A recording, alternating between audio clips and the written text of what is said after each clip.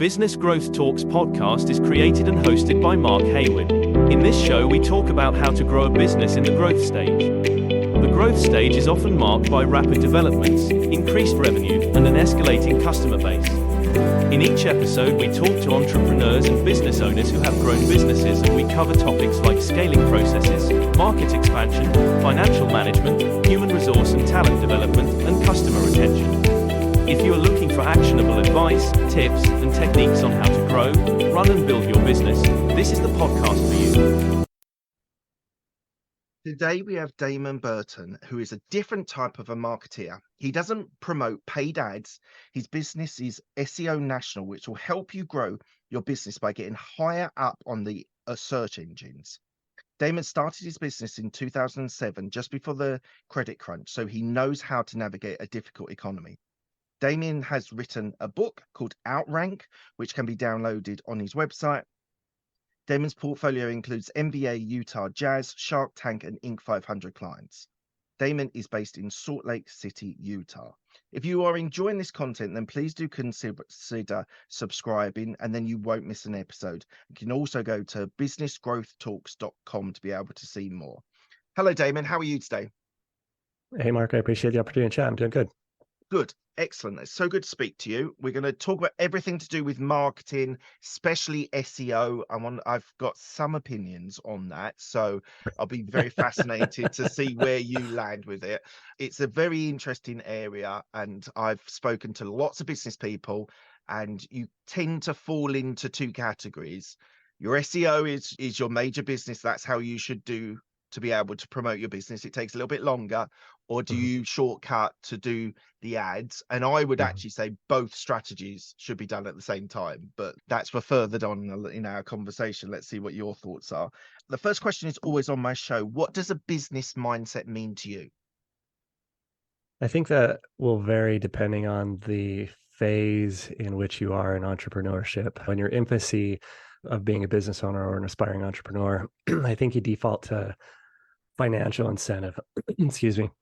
I think the motivator in the beginning is always the financial reward. But then as you move on and you start to grow, I think a couple of things happen. One is when you become fortunate enough to start to have positive cash flow and disposable income and you get your base needs met, then things change significantly. And I don't think as early stage entrepreneurs, you realize that's the first benchmark. Like in your mind, it's like $1 bazillion is the benchmark. But then when you actually hit financial stability and you get your base needs met, then you realize that you're like, things are okay. And it allows you to calm down and look at the world a little bit differently.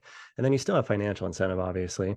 But as that increases from a safety net of base needs to now having a comfortable level of disposable income, then almost everybody that I talk to, I'm in a lot of high-level masterminds, surround myself with a lot of other successful people. And by far, the majority of us get to a point where we feel compelled to give back. And so I think two things change. One is that you move from a financial incentive to, firstly, family and personal time.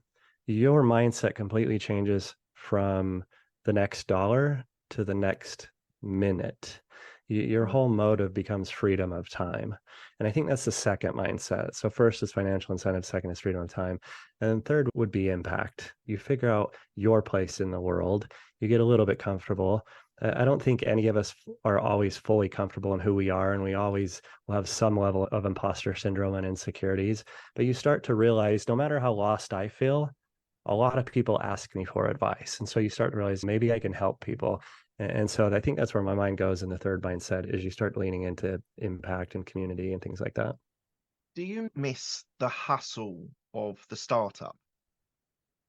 That's funny you ask, because I had a deep conversation about it yesterday. So it's top of mind. Right. I'll answer that two ways. I really enjoy entrepreneurship, so much to the extent that I think it's my hobby. I actually get personal reward out of it. Now, I've always been very aware of the hustle and grind mindset, and I've always been very intentional about my approach on it. So like in the beginning, I've had my agency for 17 years, and I've been with my wife for 19.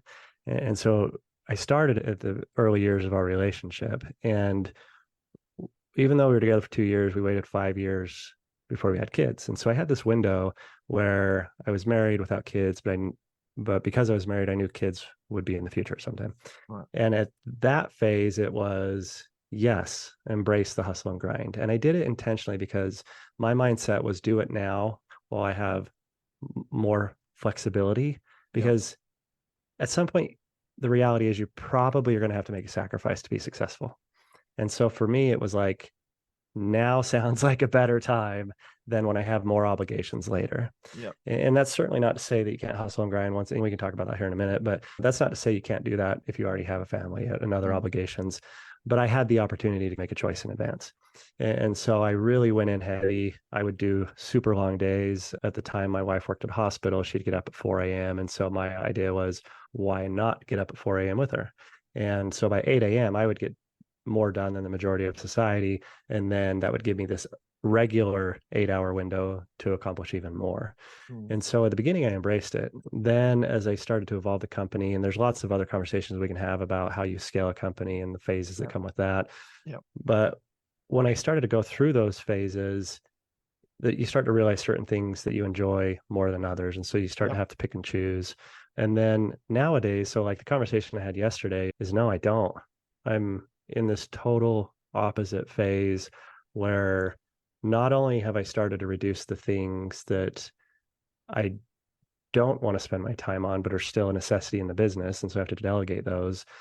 I'm now even starting to minimize the things that I do to do, because I'm at a point now where there's, even though I've reduced the things so much, that doesn't mean I'm still not in the business all day, every day. It just has redirected my time. But at some point, you realize that even though you enjoy the things, you should probably let somebody else do them. And so now I'm in the total opposite perspective, where it's like, how much can I reduce and how much can I eliminate while protecting quality control? Yeah. Amazing. And we'll get on to growing, scaling businesses at a later stage, but that's interesting.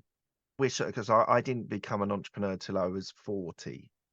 I'm 43 now, so I've been doing it about 3 years. Oh, you're a baby. I am a baby in this world. I did corporate for 13 years, and it's interesting. Me and my wife also didn't have kids straight away. We went a period without kids, and that was when I was turning the corner in my career and started having promotions and moving forward and building a career. And I always say, my second child, she's never going to listen to this, so okay. My second child was, so she's 7 now, and that was right in the middle where things were exploding in my career, and I was getting a quarter to In a 8. good way or a bad way? In a good Exploding way. No, it was really, I was getting successful and I was moving along the career ladder, and there was more responsibility, and they were asking me to do different things and do it more into sales and more. I was worked for a consulting firm, and the early years of my youngest, I was getting up at 6:30, getting into the office for 8, getting home because I had US clients, so I was leaving the office at 8 p.m. and getting home at 9. And so it first started with the pandemic, so we were all at home, so there was more space to be at home and be with the kids. And actually during the pandemic, I actually quit my job and decided to start a few different businesses. Some have been successful, some haven't, and have gone by the wayside. But now that flexibility that I have, that I still predominantly work from home, so I'm a lot more available for my kids. And it's like, before our call, the kids came home, I just popped down for 10-15 minutes, said hi, how are you, had a little conversation. They told me a story about their day. And I get what you're saying. That stage when you're at that point where you have minutes with people, so time with people is a lot more important than necessarily the dollars or the pound signs. If you can get that sorted to a point, you're gonna be all right. Your time is the next. So I'm at the point of time is precious to me, and therefore those times that I have with my kids and my wife, spending time with them is super important. So I get what you're saying. I wish I'd started the business when we first got married, and I was pouring my heart and soul into the corporate career, but I wish I'd been fueling a business. But Took me a longer journey than some to get to become a business owner, but it's a lot better. Like time management is so much easier doing your own thing rather than having to be at your desk between 9 to 5 or longer often. I think a lot of people get scared of the idea. There's a lot of, entrepreneurship isn't for everybody, but there's certainly a lot of people that aspire for it. Yeah. But I don't think that enough of them try. And understandably, there seems to be a sense of stability in the It's traditional risk, career. isn't it? And I'm interested, I want to go on to another question, but what's your appetite to risk when you started the business versus where you are now? Do you still take risks Well, now? yeah, for different reasons. So in the beginning, you take risks because you have to, and then once you get stable, you can afford to take risks, and so they're calculated. I'll give my opinion on that here in a moment. But I think what's interesting about the general population, and what I'm hoping to encourage aspiring entrepreneurs to hear, is that what was interesting about the pandemic is I think it discredited and disproved a lot of those false safety nets that people had about the corporate world, because probably one of the biggest things that people fear taking a leap of faith on entrepreneurship is because, but I'd be leaving a stable job. Yeah. Look at what happened during the pandemic. Yeah. Look who got slaughtered and look who excelled. The world that got slaughtered was not the entrepreneurship world. That world was more safe than the corporate world. Unless And you're so in hospitality and then like restaurants and hotels, then you were in massive. There's always exceptions. Yeah. It was a unique perspective that really put a spotlight on the vulnerability of the corporate world, because I think that's what people lean on and why they stay in their little safety blanket, and why they're scared. And I think that's a unique perspective for some people to look at and go, yeah, you know what? Maybe this isn't as scary to take that leap. Back to your question about my appetite for risk, it's evolved, because in the beginning, I can tell you very specifically when I chose entrepreneurship, because it was a choice of risk. And what happened was I had the opportunity to work at home remotely for a company, and they wanted me to go they were headquartered in Las Vegas, Nevada. And I just didn't want to raise a family in Las Vegas. And so I told them I'm interested in the job, but I don't want to move my family. I didn't have kids yet, but I don't want to move my wife and future kids. And so they said, that's fine. We'll revisit it in a year. For now, you can work at home. So I took that opportunity to work on my side hustle in the mornings. And then I had it was the reverse. In the mornings, I would work on the day job's responsibilities. And by the time it was 8 a.m., I was done. And so I had the whole rest of the day to work on my side hustle.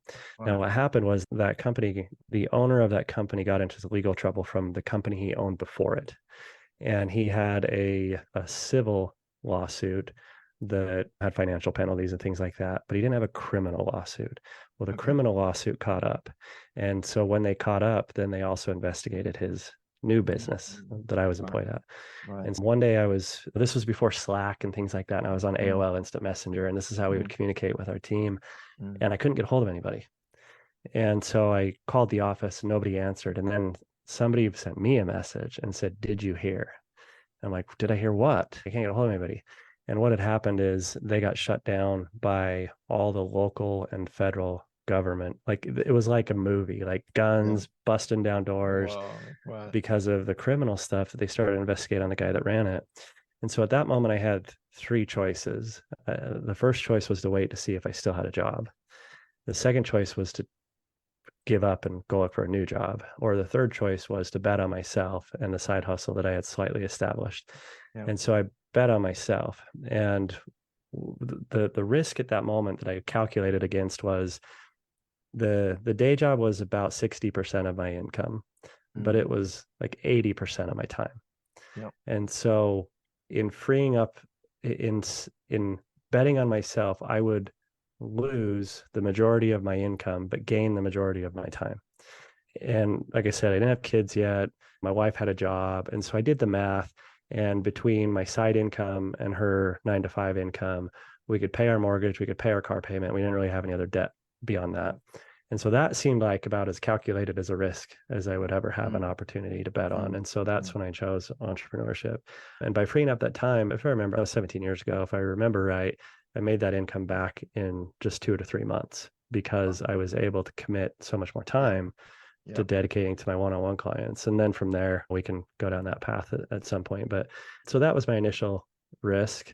And then, like I said before, in the beginning, you have to take risks out of necessity to get exposure and clients and build your brand awareness. But then as your company evolves and you have disposable income, then it almost becomes a game. Like you need to take risks because you need the visibility. Mm, But it's not that anybody likes to lose money. But when you have positive cash flow, there's an entertainment value of here are the options of risk. Which one is the funnest? yeah, that's interesting. And I think you're right. Risk changes. Some people de-risk, some people change the risk, as you say, into a game. And lots of people have invested in stock market and actually tried to learn how to invest in stock market because it's a game. It's how you can beat the system. Whether you actually can is questionable, but thank you for that explanation. So you started SEO National in 2007. So we were just in, we call it the credit crunch, the sort of recession that was hit by the banks. How did you manage to survive and thrive through that period? At the time, I didn't know any different because it was my first year, second year of business. Of course, I was aware that there was big scary things going on in the world, but I didn't have a before and after to compare it to from a perspective of being self-employed. But in retrospect, it's pretty clear because the same thing has happened. When the credit crunch happened, I doubled. Now that's relative because the first year when I was self-employed, when I was doing it on the side, I think I was making 20, 25,000. The first year fully self-employed, I don't know, 35, 40, 50,000. But then when it was like that second year into the third year and then the recession happened, is when I doubled into six figures. And then fast forward a little bit to 2020, I went from 10 team members to 30 in 6 months and doubled again then. And it's debatable right now if we're in a recession Yeah. and I am doubling again. And the pattern in all three of those moments is that I have consistently invested in the loyalty of my clients. And so I think back to the current economic situation, whatever it ends up being when we look back at it in the future, I don't know yet. But the prior to 2020 and 2008, I realized that what happened is as other businesses and marketing agencies were starting to lose market share and clients were starting to cancel, but I was increasing. I noticed what the difference was is that if you think about the perspective of your client and they're understandably having to be budget sensitive, they're going to pay attention to who they can trust their dollar with the most.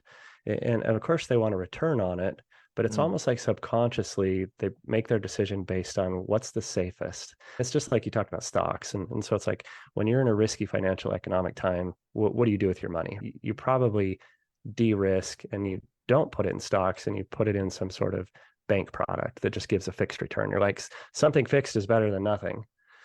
And so it's almost Well, like I that. actually think in a recession with a downsell of a market is actually the time to invest.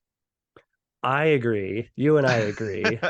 But I Most think people the don't, general but population, right? So when there's something scary, most people, so I do agree that when there's something scary, that is the biggest opportunity. yeah, But most people don't, or at least their first move is not to figure out what the risky move is. yeah, And so their first reaction, at the very least, is how do I protect?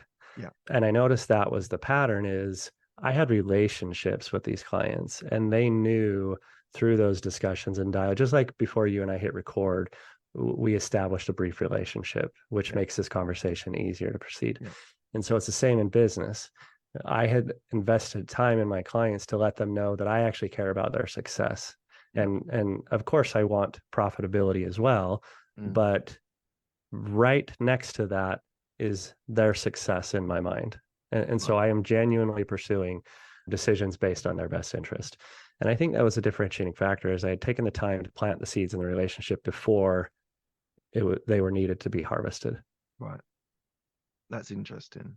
And we should be client centric as an entrepreneur, as a business owner. It's an interesting, I heard this a little while ago, the whole idea that yes, we should be client centric, but actually we should be employee centric and get the best people and the right people in the business, because they will look after the clients. So actually, like you were saying that you were very much client centric, but I'm assuming through that period you employed people, you brought people on board on your business, and you were investing in them so that they could actually do the delivery side as well. Is that what happened? Totally. Exactly. Yeah. So I've always been, so I don't have a big separation between employee centric and client centric. To me, it's just in general, it's people centric. And though I am very capitalistic, it is not my deciding motivator. And so when you give yourself the comfort, the thing that's weird about entrepreneurship is, and especially with social media, is we're always exposed to this highlight reel of unicorn success stories. And so we're almost educated to be greedy, and we're groomed that it's okay to squeeze out the last dollar of every opportunity. And I'm not going to say that's right or wrong. For me, it's not what I like to do. I don't think there's anything wrong with pursuing capitalism, but I do think there's a difference in moral integrity and the sustainability of your approach to capitalism. Yeah. When you put people first, whether it's your team members or clients, when 2020 hit, I actually have a really interesting story I'll try to abbreviate that's applicable to this. So I have a team of about 60. Half of them are in the United States, the other half are in the Philippines. And in 2020, I went and visited my team in the Philippines. And at the time, I only had 6, if I remember right, that were in the Philippines. And if you remember the sequence of dates of when the pandemic started, I left from the United States to the Philippines on March 7th, 2020. Oh, no. And so I'm in Utah, and we had planned this months in advance. And the buildup to March being the accelerant of the pandemic was when we started to be like, I wonder if this is a thing, was I had planned the entire trip around people-centric stuff. Like, how do I bond with my team? So we had a concert that we were going to go see Green Day, because a bunch of team like Green Day, and we found out they were going to be in the Philippines. And then it was like December, January, Green Day canceled because of the pandemic. We're like, oh, that's interesting. And then February was, hey, this thing's in the United States now. Whatever.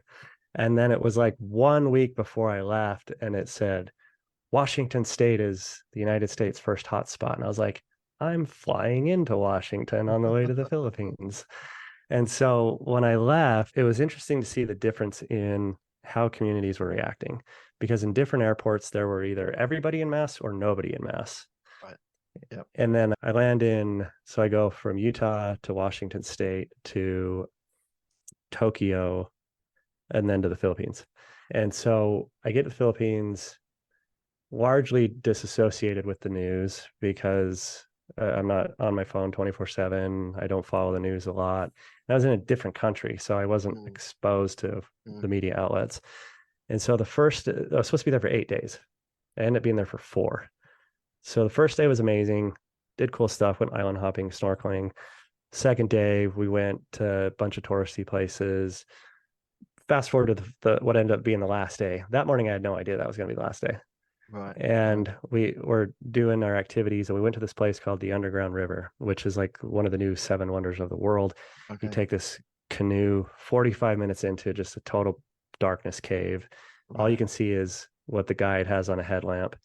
Come out, it's 45 minutes in, 45 minutes out. So I come out an hour and a half later, and I have a bunch of missed phone calls from my dad, which is really weird because the time difference was midnight his time. Right. And I call him, and he starts telling me how they're shutting down airports. And he says, Italy shut down and South Korea shut down. And I almost flew through South Korea.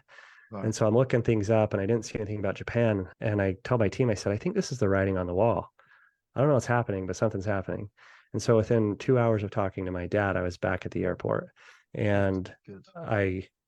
the airport was dead. Like I left at the perfect storm. I left at the eye of the storm where everybody paused and was going, what are we doing? And I just got lucky enough to be one step ahead of them. Right. And when I left, the Philippines shut down 18 hours after I left. And so if I had not moved exactly when I left, Yeah. that 3-month window ended up being 6 months Oh, total lockdown. And they didn't lift all of their things until just like a year ago. They were way behind wow. everybody else. Wow. Now, the reason I gave you that background, to come back to your question about being employee centric, is when other businesses were letting people go, which I understand that decision has to be made sometimes, I doubled down and reassured my team that everything was fine. Right. So I didn't let anybody go. And even if, and we were also fortunate that I didn't know at the time when I committed to not letting anybody go that we would be fine. But excuse me, but I was willing to make that bet, and we had a little bit of reserves. Yeah. And then we were fortunate enough the business increased a couple of days later. But what happened was, by me proactively making that commitment to my team, is it brought a sense of calm, which was needed, and embedded loyalty into our company. And we already had that, but it brought a whole other level. And you talk about your team will take care of your clients if you take care of them. Totally true. It's totally true. If you can't, and you have to lead by example. Like, you can't have a company motto. You can, but it doesn't matter what those words say. Yeah. And you could even have completely conflicting words versus actions. What's gonna win is what the actual actions are. Yeah, 100% agree. We've been on this call for some time now. And as you are an SEO business owner, expert, there are probably people shouting, listening to this show or watching this show, saying, but we want to know what Damon thinks about why SEO is better than paid ads. So thank you for all of that. I'd love the conversation, but I have to get to this, especially on Google. Why is SEO better than paid ads? I'll be the first marketer that says it might not be. I'm not one that throws rocks at other forms of marketing, because I think if it's profitable, why not do both? There are some advantages and disadvantages based on certain circumstances. And then depending on which circumstance you're in, you can decide. The biggest of the disadvantage of SEO is that there's truth that it takes time. Where most SEOs fail to communicate is why it takes time. And so you're basically building up the credibility of your website. And that's done in, you can really simplify SEO into 3 areas of fulfillment. So the first area is your site structure. Is your website easy to use? Does it load quickly? Is it mobile friendly? The second category is content. Like, you're not showing up on Google unless you tell Google what you offer. You got to get things into written words. And then the third area is external credibility. So do other websites talk about your brand? Do they link to your website? Most of your visibility is going to come from that latter two. Like, you got to get content, you got to get credibility, but that will only be effective if you have a solid foundation. So where I tell people to start is, don't overthink your website. Like, I've seen the most bland, minimalistic websites consistently outperform the most visually stunning websites. Because what happens is, if they're too visually stunning, they're distracting from the call to action.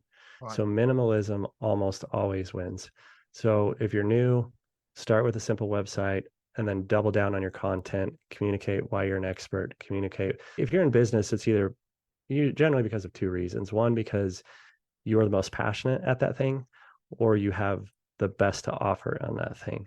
And so whichever of those 2 it is, communicate those things. Now, the advantages to SEO is that once you give it enough time to drive the wins, it has a compounding effect, and it's more sustainable. Like, you really have to screw it up or be excessive to lose all that progress. But take those things, and paid ads is almost the exact opposite, pros and cons.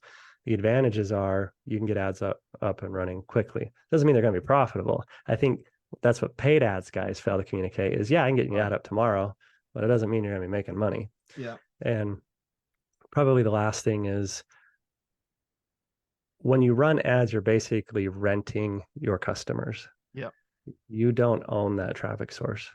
Now, in organic, obviously, you don't own Google, but like we said, it's really hard to screw it up once you're there.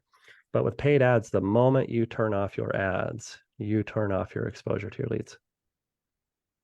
So you were saying about the why you don't, sometimes it's not communicated why the SEO takes longer. You told me site structure, content, and extra credibility are the bedrocks of being able to make SEO work. But so for the content side, could someone, is someone better to add a blog, let's say a written blog rather than a video, but let's say a written blog every week for the next 10 years? Or should they release 50 blogs on one day? What works better for SEO? The answer is quality over quantity. So there's no such thing as too much good content. So put out as much as you can up until the point that it starts to devalue the value of it. So put it up as much as you can until you start to risk quality or your sanity. All right, because writing content sucks, and there's some people that enjoy it, but most people it's not leisurely. So in your two examples, if you have 50 topics that you can write value added, unique content, yeah, put them up, because the more that you have that Google can read that associates you as an expert for whatever you offer, Right. the better it is. But I would not put it up purely for vanity's sakes of saying I accelerated 50 pieces of content faster. Yeah, that makes sense. That makes sense. And so you're saying that there is a place for paid ads. If it works, then double down on it. So our example of, we've got a booking agency, a podcast booking agency, and we introduced Google Ads a couple of months ago. We've been doing other things to generate leads, and our sales calls quadrupled every week, quadrupled the number of sales calls that we were having. And that led to about 33% of those calls turning into clients. So our conversion rate was pretty high. It's dipped a little bit in the last, but we're just probably talking about 20-25% success rate of converting those clients now. If someone who's starting a business, or it has an established business, but they really want to kick on, is there a place where you say SEO will work itself out? I'll put content up when I've come up with content, but I'll add it when it's needed.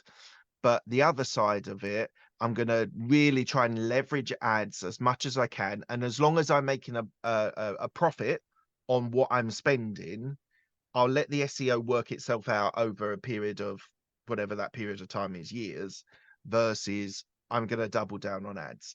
Is that the best way to think about this thing? Your decision is going to be either time or money. So which one do you have more of? On the paid ad side, let's talk about the profitability and the margins between paid ads versus organic. A general analogy is with paid ads, you put $1 in, you get $2 out. In the first couple of weeks, maybe a couple of months, you're going to put $1 in and get nothing out. You have to burn a little money to A/B test, figure out where your audience is. Yeah. Now, that $1 in, $2 out is usually the best case scenario. And even as you touched on, your conversion rate decrease. So you reach a point of dilution with paid ads. With organic, it's $1 in, nothing out. $1 in, nothing out. But then instead of $1 in, $2 out, it becomes $1 in, $5,000 out. So it begins to hockey stick. So at some point, yes, paid ads can drive profit potentially quicker. The margin is going to be lower. Yeah. But if a small dollar amount is of significance to put food on the table and get some momentum, probably paid ads, yeah. If you're not totally dependent on the immediate success of the business because you have a day job, or this is just a second or third or fourth business, you'll probably have a higher profit return on your investment. Yes. Not quickly, yes, but higher if you go into organic first. And this was me for a long time on Google. And I want to know what your the user experience side of people on Google. So for a long time, I never clicked on sponsored ads. Yeah. I always only went to scroll down the three that they give you and go to the person that was at the top. Now, actually, my mind has been changed well, not recently, in the Mm. last 3, 4, 5 years, that actually sponsored ads can be valuable as well. But do people still, from a user experience on Google, still do that? Right, they've got 3 paid ads. I'm hmm going to go down to the top person. Does that still happen a lot? Yeah, it's called banner blindness. So what Okay. happens is you see an ad, what's an ad, and so you skip past it. What's interesting is maybe after we're done recording, I can share a graphic with you and you can include it in the show notes. There's a great study by a company called Conductor. And what they did is they generalized traffic into 4 sources. And so it was paid search engines, organic search engines, paid social, organic social. Mm. And so it was like out of those from source to website, which has the largest percentage of lead source and clicks. And out of those 4, what was interesting was not only was organic number 1, but by the margin. It wasn't even in the same game. So what it was, social media drove 2% of traffic from source to website. Paid ads drove 6%, and organic drove 64%. Really? And so what that tells me is what we touched on before is that doesn't mean you don't do social and you don't do paid ads. If those are driving Yeah. return based on your time or money, then why not do them? Mm. But look at how much opportunity is being left on the table on organic. And then also organic usually converts better because it's a different buyer intent. Like when you Yeah. run paid ads, especially on social media, you're interrupting them. And Mm. so if you're lucky enough to catch your attention, then you have to convert them as quickly as possible. And Yeah. you have to educate them as quickly as possible because they weren't looking for your thing. Yeah. But organic, somebody sought out and had the intent to buy, or at the very least, learn more about Yeah. something that you show up for. Yeah. And something me and my business partner thought about was that difference between social media, where you're interrupting someone from what they're doing, versus Google, whether it's ads or SEO, is much stronger because there's an intent behind searching for what you provide as a product or service. So we've Mhm. always preferred, although social media, I do content for social media for my businesses, and that does generate leads. It's very interesting. People who spend time on Google, although it is more expensive than organic content or paid sponsor, like promoting posts and things. I always love that with Google, that there's always an intention behind actually looking to either be educated, inspired, or you're looking for something to purchase, much more than social media. Yeah. It also depends on what industry you're in.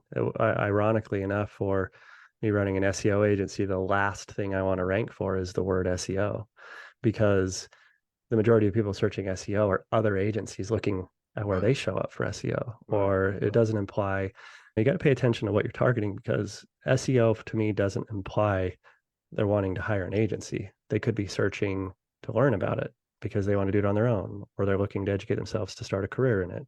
And so you also have to pay attention to not only who you're targeting, but the intent in the phrases in which you're targeting. Yeah. How often does Google change its search engine algorithm? Daily. Daily. So they change it. They usually have multiple minor updates daily, significant updates every couple of months. But we really briefly touched on earlier, like those 3 fundamentals, which are structure, content, credibility. Yeah. Now, in the 17 years of running this agency, we've never had a client have a negative impact after an algorithm. At the very least, they're neutral, if not positive.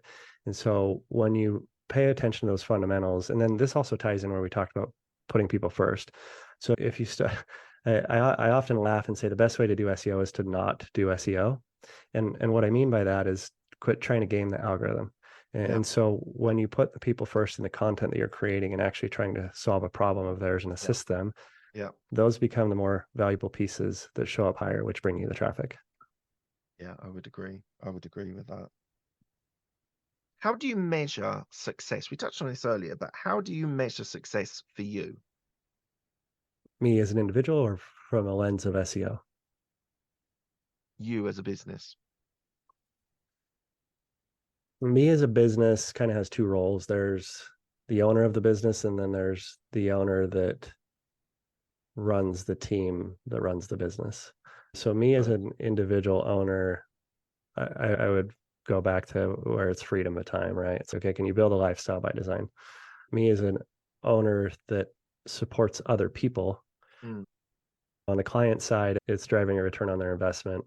On the team side, it's, are they in a position in which they get some sense of fulfillment out of it? One of the worst things you can do as a business owner is just look at a team member as a productivity metric, Mm. because you're going to burn them out. And so, like, when we bring in new team members, among a variety of things that we ask them, one of the most important things we ask them is, A, what are you good at? And B, what do you like to do? Because they may be really good at something because they've historically repetitively done it. It Yeah. doesn't mean it's what they like to do. So I Mm. will hire on the latter. We'll hire them on the direction they want to go, Yeah. because they will be more of a compassionate, loyal team member. So between team members and clients, ultimately, I think, okay, what supports them? And then if we can deliver that, then that's the success. And then for me, at the stage in which I'm in entrepreneurship, for me, it's freedom of time. We're jumping around a little bit, but I want to ask this question about, when did you realize that you were at the stage where you needed to put in systems and processes to be able to grow your business?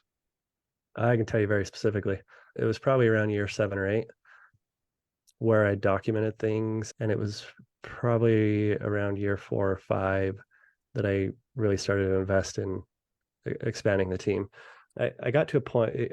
I got to a point of resistance where it was either quality or sanity that was going to be at risk, and so I hit a point of necessity to start bringing on team members. Now, there was a point where I was listening to 2 books in the same time frame. One is E-Myth Revisited, and the Right. other is 4 Hour Workweek. Yeah. And what I find interesting about listening to those two in a similar time frame was being able to compare the differences between the two. Had I read them at different times, I don't think I would have had the same takeaway. And what I realized was 4 Hour Workweek tells you how to compress time and cut corners. E-Myth Revisited emphasizes the importance of building a business that's dependent on processes and not people. Yeah. Because as people leave, you lose that skill set. But if you Yeah. establish the processes, you Mm. sustain that skill set. So when I listen to those two at the same time, I realized that you don't want to embrace 4 Hour Workweek first, because you don't want to cut corners and compress time until you know what's at stake after you document your processes. Yeah. Yeah. When I started to scale was the pain point. And then when I documented the processes, like, you're going to have procedures at some point unless you want to fail. If you don't, you will fail. It is a guaranteed necessity. You'll have to have processes to scale. Yeah. Now, what happened was, when I started documenting the processes, I will be the first to raise my hand and say it sucks if you're going to do it right. So when I did it, I realized it was going to take a lot of time and that I never wanted to do it again. Right. And so if I'm going to do this, I'm going to do it right, and I'm going to commit to it. And so I did it. It took 2 or 3 hours every other day for probably a year.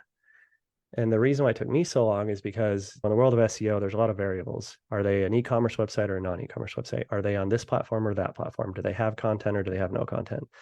And so when I started building out the processes, there was 2 phases. And so when you get to the point where you document your processes, start with the black and white stuff. Start with the very obvious things that you can literally say, step 1, step 2, step 3. Because what you need to train your brain on is dynamic stuff. You need to start to see the gaps in between step 1 and step 2 and step 3. And so phase 2 of documenting, which took the longer part, was when I realized, how do I document the things that are not documentable? And Right. that's, at that point, you train your team on thought processes so they can figure out how to get the answer themselves. And what's been your experience of, you said you've got a team in the Philippines. So if people that are either building businesses are looking to bring people from overseas, mobile working is a lot more accepted than it was possibly 3 or 4 years ago. But what's been your experience of having Filipino? I assume they're mainly VAs, or do you have a mix in your team? So half my team's in the States, the other half is in the Philippines, and all the team in the Philippines work exclusively for me. So they're not part of a virtual assistant agency or anything like that. What I've learned over the years is there's the Filipinos are really loyal if you communicate your loyalty first. There's a big difference in their culture there. There's a big scarcity mindset. They're really nervous about doing things wrong. And the reason why I mention that is because they're going to be as good or as bad as the documentation you provide them. Because if you don't provide the documentation, they're going to take the most conservative choice because they don't want to lose their job. So that creates a couple opportunities. One is it creates an opportunity to establish a really loyal team member by you making a gesture first. The other thing is when you take the time to help them realize the glass ceilings that have been produced in their society, you set these people free. Like you completely change their lives. And when you're able to change somebody's lives, they're willing to be proactive on your behalf. And so not only is there like a loyalty to productivity, but there's a personal loyalty that they end up committing to you. And so you end up having these really cool things that happen. And I've been asked to be a godfather twice to team members. I was invited to a wedding in the Philippines. At the time, my wife was pregnant with our daughter, and the wedding was on her third trimester. So I told them I appreciate the gesture, but I can't go. But what happened after that was really interesting. So the average Filipino is probably something around 5'3" and I'm 5'11". And so reasonably taller. And because I couldn't go, the relationship that we had established was significant enough that they went and bought a life-size cardboard cutout of me. And so there's what we now call Cardboard Damon that is in real wedding lion pictures. So there's lots of funny stories behind that. Cardboard Damon still lives on. They send me pictures of him in the garden and playing guitar. But the willingness of somebody to go to that extent because the relationship means that much emphasizes the opportunity you have in giving these people opportunities. So what's the plan for the business the next 2 to 5 years? That's evolving. I have an idea. Exit plan, maybe? I don't think so now, no. And I've had offers and they've been attractive, but we talked about entrepreneurship being a hobby and enjoyable. And so I think that's why a couple of years ago, it's probably 2 years ago, maybe 3, I never calculated what the dollar amount I would need would be because I live comfortably. And so I never wanted to calculate an exit rate because I didn't want to know if I already had it and then get lazy. And then a couple of years ago, I calculated. I said, not what do I want, but like realistically, what's a base that I could sustain a lifestyle and just walk away? And I defined that number and I hit it less than a year later. And that was an interesting perspective to have.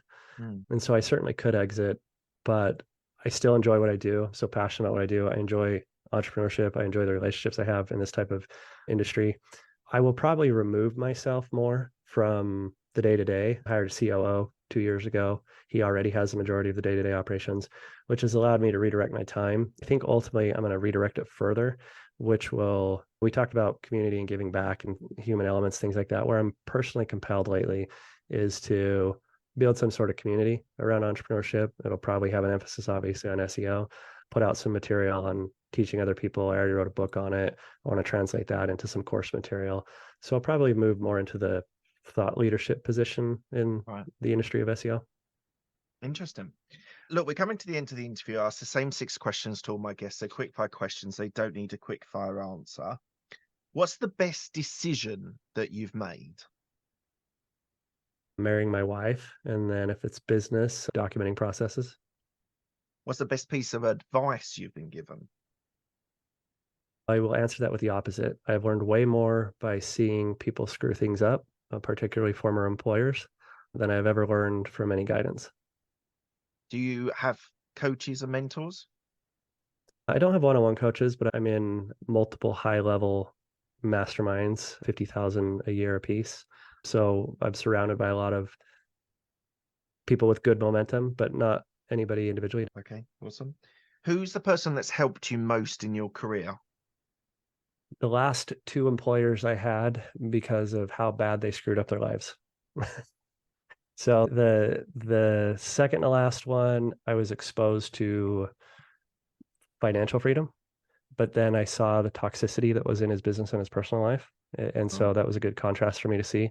I left him because of the toxicity. And then the last one I had before I started my agency, we touched on, I was attracted to him because of opposite reasons of the guy before, because he married his high school sweetheart, family first, really loyal. But unfortunately, the businesses before the one that I was participating in, he got greedy. And so I was never a greedy person to begin with, but it was good to see how much financial incentive was available in the world Mm. and to realize that you still need to have morals in pursuing it and to prioritize the morals. Yeah, absolutely. Tell me about a regret that you have. I wish I would have documented processes sooner. It would have made life easier, and I think I would have been further along faster. What about relationships? It's one of the things that people say, because this is a very divisive question. I get often people saying, I don't have regrets. I'm a sum of the total of my good and bad behaviors, and I am who I am because of things that did go well and things that didn't go well, which I totally get as an answer.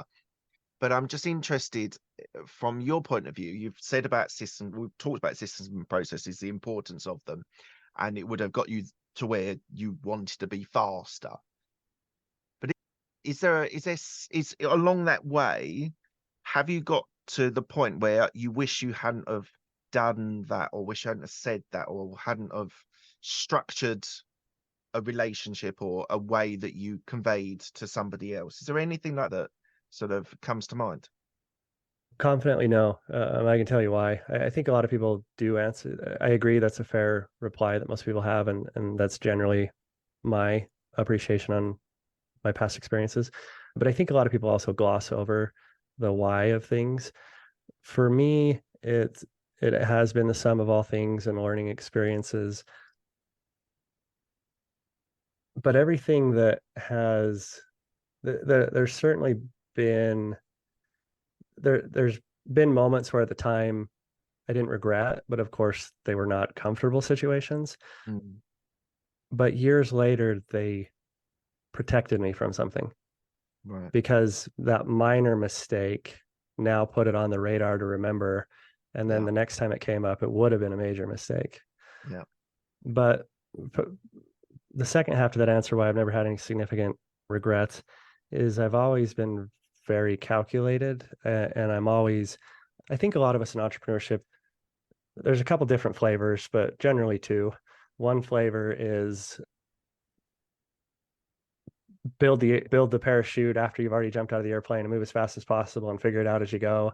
And then the other one is move as slow as possible and be overly calculated. And I think I'm like 80% over here on the calculated side, where I'm conservative enough to be slow enough to not make mistakes, but I'm also willing enough I'm certainly not super risky, and I'm definitely more calculated than not. But I think the balance of where I'm at somewhere in between has allowed me a safety net to not have significant screw ups while also maintaining forward momentum. Amazing. Thank you for your honesty. What are you most proud of? The freedom of time, for sure, with my family. Been with my wife for married 17 years, together 19, love her more than ever. My kids, 3 kids, the availability to never miss a sports game, never miss my daughter's dance and practice and things like that. I think we all think that and aspire to that, but when you're fortunate enough to actually embrace it and see it, it's a pretty significant difference. It is. It really is. And I 100% agree. The flexibility that I now have to be able to do certain things with my kids is invaluable. Absolutely invaluable. What does legacy mean to you? I'm glad you asked that, because that's a pretty significant part of my life. And I may have been asked before, but I think you're the first one that's asked it directly. Legacy is one of my prime motivators. When we talked about financial incentives, and then after you get your base needs met, your perspective on the world changes. And at some point, you're like, none of this matters. really none of it matters. Like, okay, you get the thing you want, you get the money you want. The materialistic thing is not going to make you happy, but you buy it anyway. And I think you should, because you're not going to, you're going to tell yourself it doesn't matter, but you're not going to accept that it doesn't matter until you at least buy the thing once. So don't feel guilty about doing it. Get it over with. But once you get it over with, you're like, what's the point in any of this? And so you really start to go, what's my motivator beyond financial incentive? And so while I'm proud to be at the financial level that I'm at, I'm not materialistic about it. And the only thing I spend, not the only thing, the majority of the thing that I spend my money on is, my answer is always two things. It's family and legacy. I specifically mentioned legacy. So like the majority of the things that I've invested my capital in are, like, we bought a lakefront property. And so there's a place where we can go with our kids. I bought a 20-foot pirate ship to put on the lake property. So it has a playground and swings, and it's like anything of a significant price tag has been something that is for my family or legacy. And what does legacy mean to you for your business? Like, once you're gone, if you've kept the business till you die, what happens to the business there?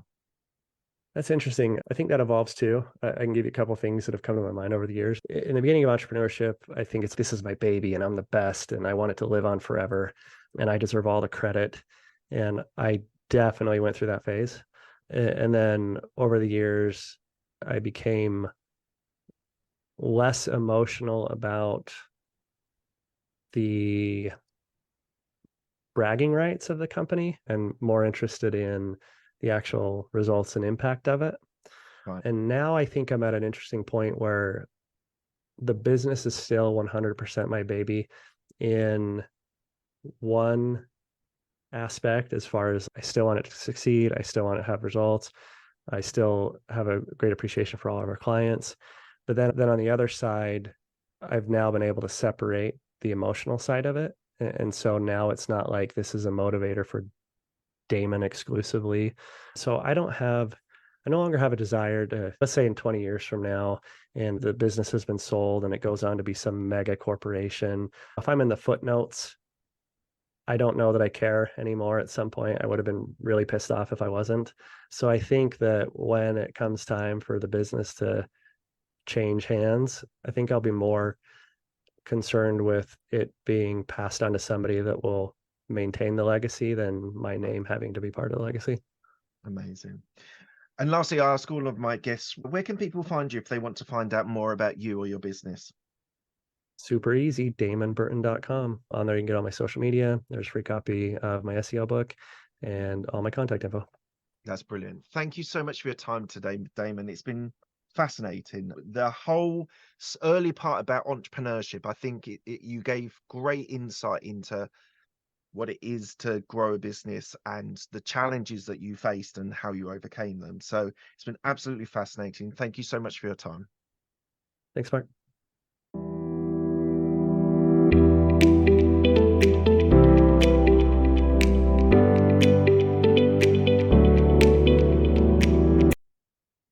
So that was Damon. And I was just thinking when we finished, this is the reflection stage, this is a guy I'd actually quite like to go and have a beer with. He seems super intelligent, super entrepreneurial, but he had a humanity to him. Talked about his team, how important they were, how important the clients were. And I'd like to just spend some time with him, sit down, have a beer with him, pick his brains, kind of work, see the things that he's very open about, things that could work for you, i.e. paid ads versus SEO, which does work, takes longer. He wasn't like objecting to either. Like, obviously, wasn't objecting to the paid ads as a route. And so I found that really interesting. I think he's got a great business model. I love the fact that he doesn't want to give up and exit necessarily. That's always a bit of a tricky subject with some entrepreneurs. And the last question about legacy, it was like, my business is passed to the right people. And even if it grows to a massive corporation, I don't really need to be in the footnotes, or maybe I'm in the footnotes, not in the major part of that sale. So I think the guy's very humble, very interesting.